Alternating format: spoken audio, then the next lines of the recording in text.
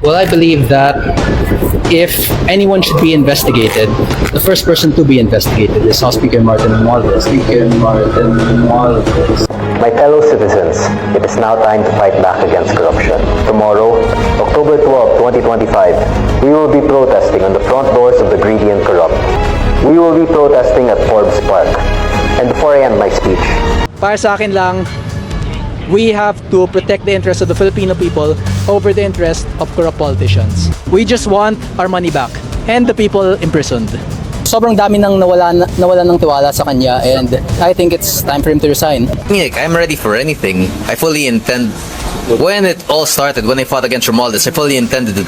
I was fully expecting to die. Congressman Kiko Barsaga, handang ibuwis ang buhay matupad lang ang panawagan na pananagutin sina Pangulong Bongbong Marcos Jr. at Martin Romualdez.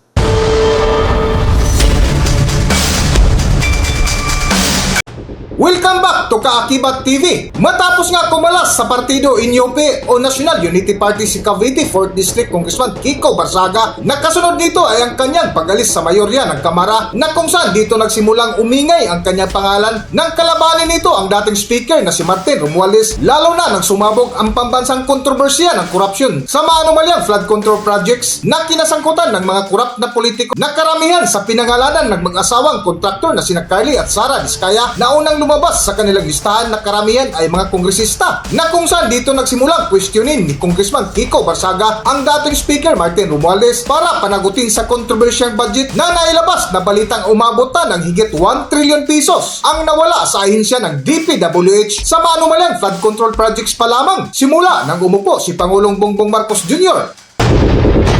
Well, I believe that if anyone should be investigated, the first person to be investigated is House Speaker Martin Romualdez. Why so? Bakit po? Because he's now Speaker. And do you think there's baka yung personal knowledge about his involvement in any of the anomalous projects or any of the projects? I have some personal knowledge. Can you elaborate, sir? I will not be elaborating that yet. I'd like Speaker Romualdez to also be involved in the DPWH hearings. So if it's been, sir, hindi nyo naman talaga sinusuportahan yung speakership ni Speaker Martin, napilitan lang kayong iboto siya dahil NUP pa kayo noon. Tama po ba? Yes, that's correct. Pero now, you're not supporting it anymore, kaya nagbili kayo sa as AML. Yes, I'll now be an independent candidate, or I might be a minority candidate. I'll be an independent candidate or a member of the minority if the leader of the minority would allow me. To clarify lang, you're saying na involved po si Speaker Martin Romualdez sa mga anomalous projects may hand. I'm saying that it's very unlikely for the Speaker to have no involvement in such a large issue. Sir, you're talking about the alleged insertion or yung mga kickback from the alleged commission? I mean, everything's under the Speaker. Paano nila sabi, sir? Ano yung nalalaman niyo pwede i-share? Well, nothing yet. Pero kung may gusto kayo evidence, sir, na involvement po sa speaker, you have evidence, you have proof. Would me possessing evidence make a difference? If the Speaker were to have evidence presented against him in the DPWH hearing, would anything happen to him, or would he still walk away free with a warning? Pero sir, kung may gusto kayong suportahan sa pagka-speaker ngayon, since tumiwalag na kayo sa NUP, sino na yung gusto niyo maging speaker? No one comes to mind yet. Pero kung pwede ang neophyte, Kiko Barsaga. Joke lang. I have no interest in being speakers. Masyadong busy yung schedule nun.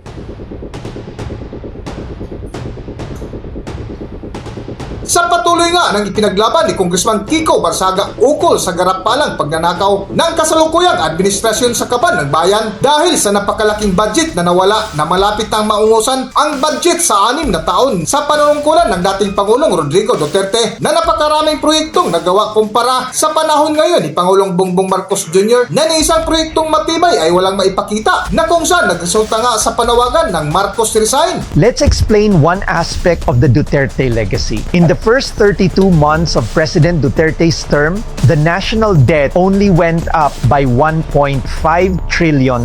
That's from 5.95 trillion to 7.45 trillion straight from the Bureau of the Treasury. Duterte admin debt increased by 1.5 trillion over 32 months. Average monthly increase approximately 46.9 billion. Major expenditures included infrastructure projects and social reforms. Marcos admin debt increased by 3.26 trillion over 32 months. Average monthly increase approximately 101.9 billion. Significant borrowings were made to support economic recovery, ayuda, and infrastructure development. But here's the thing about Duterte's time. It wasn't just about borrowing money. Stuff actually got done. Projects you can still see and use today. LRT 2 East Extension, the viaduct was done and station construction had already started. Skyway Stage 3, fast track to connect North and South Luzon. NLX Harbor Link Segment 10, finished and opened in 2019.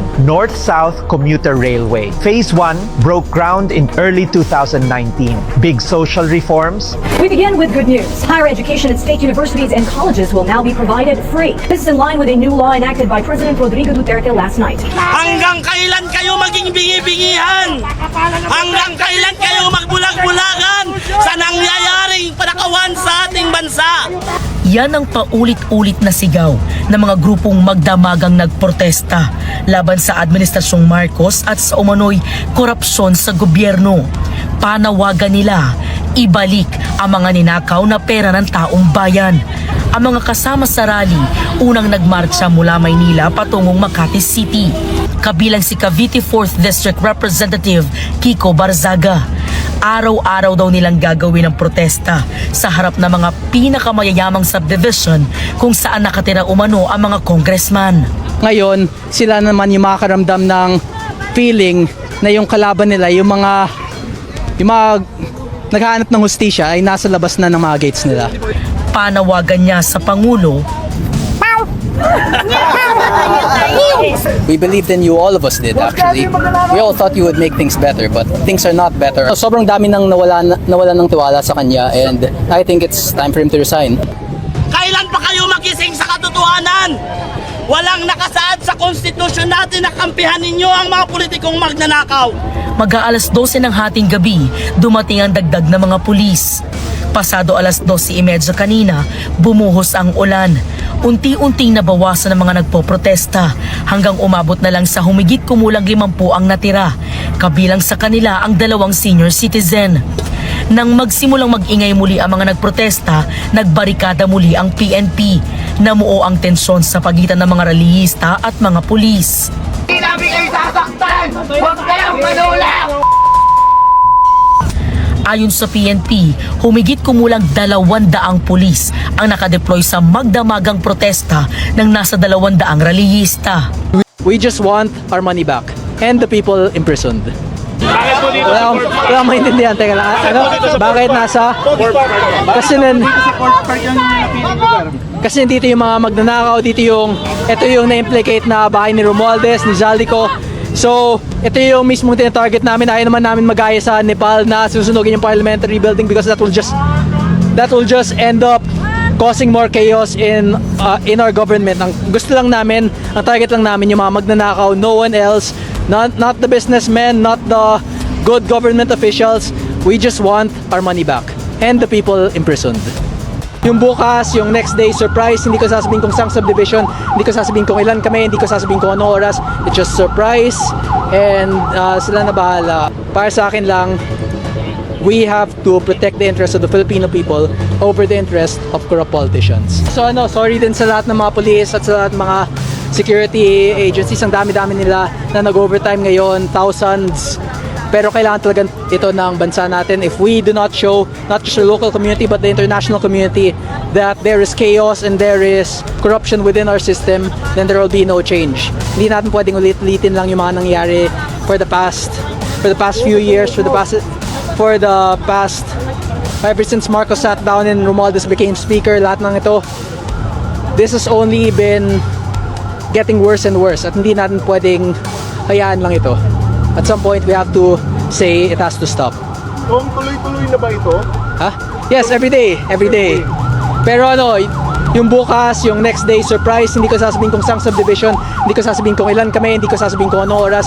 It's just surprise, and sila na bahala. If they want to protect kung gusto na protektahan yung mga magnanakaw dito, at yung mga magnanakaw na nakatira sa mga mamahaling subdivision, sa mga private subdivision na mga 200, 300 million per lot, or yung iba mga 1 billion per lot, then that's fine. That would be perfectly okay. But para sa akin lang, we have to protect the interests of the Filipino people over the interest of corrupt politicians. And that's why we're targeting the private homes of the corrupt instead of the public offices where they steal the money from. Kasi doon ninakaw lang na yung pera doon, pero dito na dinadala.